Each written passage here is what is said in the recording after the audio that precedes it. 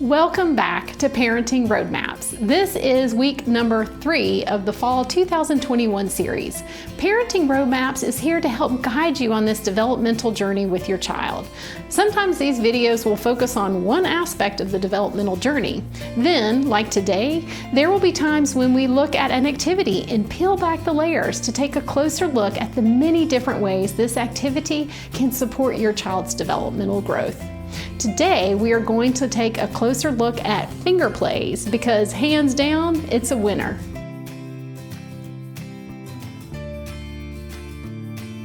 Here's one aspect of child development that I just love.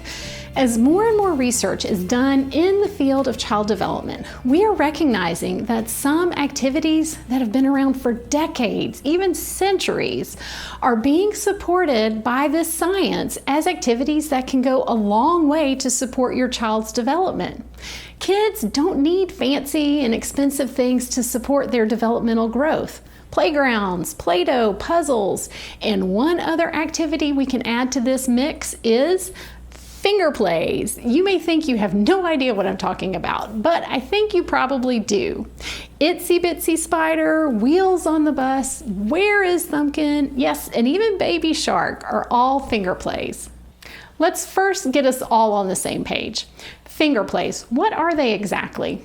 So what we're talking about here is hand movement used along with a song, rhyming phrases, a poem, a chant, or perhaps a short story.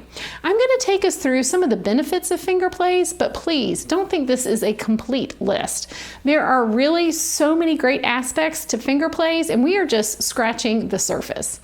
Let's get started by using the domains of child development as a way to talk about the benefits of fingerplays.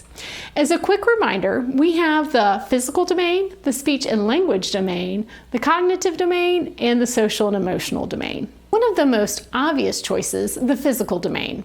Fingerplays get your fingers and your hands moving, and big enough movements will get your arms involved as well. So we're looking at working and practicing those fine motor skills in our fingers and hands, and possibly getting some gross motor movements in as well. All of this movement can help build strength and coordination in the muscles that down the road will be used in more practical skills like handwriting, tying shoes, and getting dressed. The second most obvious area of development, speech and language. We could probably spend an hour talking about the benefits fingerplays can have in the area of speech and language development. For right now, I'm going to offer you these 2 aspects that can support your child's growth. First, increasing vocabulary. Fingerplays are a great way to build your child's vocabulary.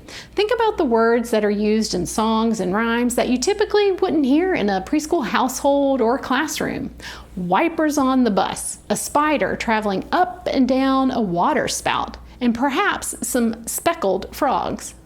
Next, the songs or poems will have your child speaking in complete sentences, which builds their understanding of sentence structure. Both of these aspects of fingerplays help lay a strong foundation for the beginning of literacy skills. Now, on to the cognitive domain.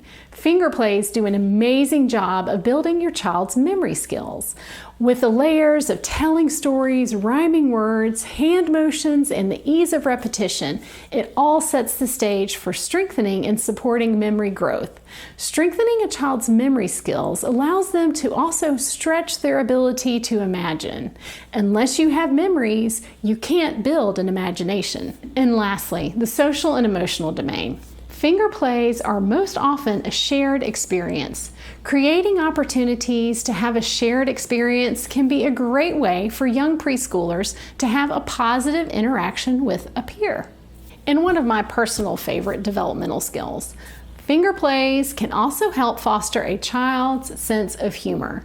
Giggles can be found with funny hand movements, or maybe it's a sudden change in speed of the song, or perhaps silly words. Sharing a laugh with someone is just pure joy for anyone, no matter the age. And let's not forget, fingerplays can help with everyone's emotional state if they are used as a good source of entertainment to prevent a complete meltdown of child or parent. So, there we go, a quick overview of finger plays, but I hope it's enough of an introduction that it's got you thinking and appreciating how some of the times the interactions you can have with your child can really be so simple and yet so good for your child's development. You can find loads and loads of examples of finger plays on YouTube or just by searching the internet. I promise you, you will not regret having spent time learning at least 1 or 2 finger plays. Take care, everyone, and as always, remember to enjoy the journey.